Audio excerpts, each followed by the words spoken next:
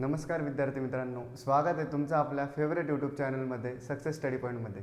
तर बघा, आज आपण घेऊन आलेलो आहे सायन्सचे ज्या युनिट टेस्ट येतात सर्व विद्यार्थ्यांच्या 10वीच्या, त्या युनिट टेस्टमधले जे इम्पॉर्टंट टॉपिक्स आहेत ते आपण आज कव्हर करणार आहोत की कोणकोणते टॉपिक्स आहेत ज्यांच्यावर जास्त भर दिली जाते.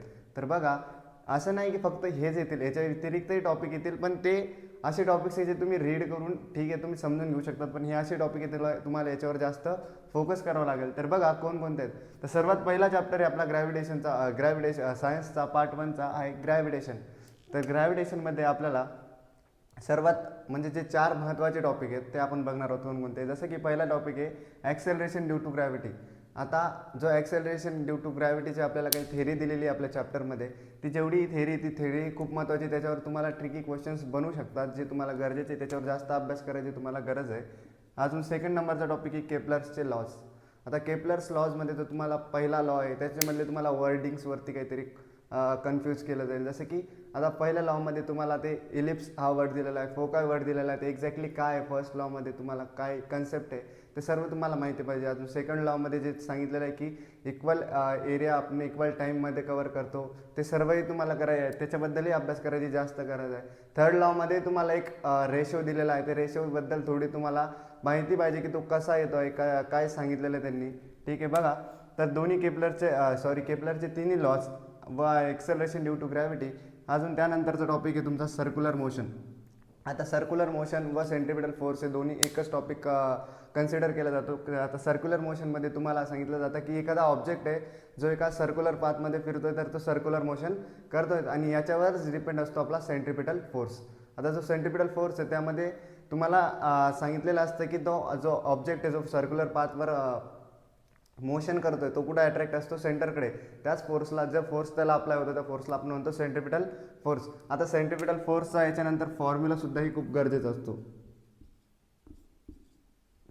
बघा हा फॉर्म्युला.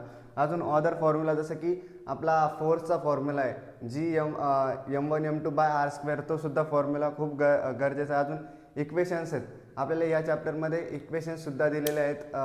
थेरी आपल्याला इक्वेशन ऑफ मोशन्स दिलेले आहे जे न्यूटन्सने आपल्याला दिलेले आहे, ते इक्वेशन्स सुद्धा आपल्याला लक्षात ठेवायचे.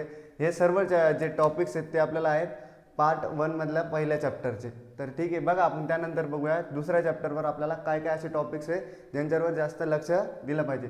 त्यातला पहिला टॉपिक आहे आपला मेंडेलिव्हज अँड मॉडर्न पिरियडिक टेबल. आता बघा, मेंडेलिव्हज आणि मॉडर्न पिरियडिक टेबल दोघांमध्ये जे अंतर आहे, जे डिफरन्सेस आहेत, ज्या कमी आपल्याला मेंडेलिव्हच्या टेबलमध्ये राहायला भेटल्या होत्या, ज्या की डिमेरिट्स होतात, ते आपल्याला कुठं क्लिअर करून भेटल्या मॉडर्नमध्ये. मग ज्या डिमेरिट्स आहेत त्या डिमेरिट्सवर जास्त फोकस करायचा आपल्याला मेंडेलिव्हच्या पिरियडिक टेबलवर. आता बघा, आता जो मेंडेलिव्ह पिरियडिक टेबल आहे तो ॲटॉमिक मासवर डिपेंड होता आणि जो मॉडर्न पिरियडिक टेबल आहे तो ॲटॉमिक नंबरवर डिपेंड आहे. तर माझ्या छोटे छोटे जे डिफरन्सेस आहेत ते तुम्हाला बघायचे आहेत. तर बघा, आणि त्यानंतर अजून आहे पिरियडिक ट्रेंड्स. आता पिरियडिक ट्रेंड्समध्ये तुम्हाला काय भेटणार आहे, जसं की व्हॅलेन्सी आहे, मेटॅलिक कॅरेक्टर आहेत, अजून ॲटॉमिक साईज आहे. या सर्व ज्या गोष्टी त्या पिरियडिक ट्रेंड्समध्ये येतात. आता पिरियडिक ट्रेंड्समध्ये व्हॅलेन्सी काय असते, ॲटॉमिक रेडियस काय असते, ॲटॉमिक साईज काय असते, अजून मेटॅलिक कॅरेक्टर्स कोणकोणते, या सर्वांवर सुद्धा तुम्हाला लक्ष द्यायची गरज आहे. आणि त्यानंतर एक ग्रुप, पिरियड्स आणि ब्लॉक्स. आता आपल्या टेबलमध्ये जो पिरियडिक टेबल आहे आपला मॉडर्न पिरियडिक टेबल, त्याच्यामध्ये किती ग्रुप्स आहेत, किती पिरियड्स आहेत, किती ब्लॉक आहे, या सर्वांवरही तुम्ही लक्ष द्यायला पाहिजे. आणि हे सर्वांचाच तुम्ही जास्त अभ्यास व जास्त फोकस तुम्ही या टॉपिक्सवर ठेवा आणि तुमची युनिट टेस्ट चांगले द्या. थँक्यू.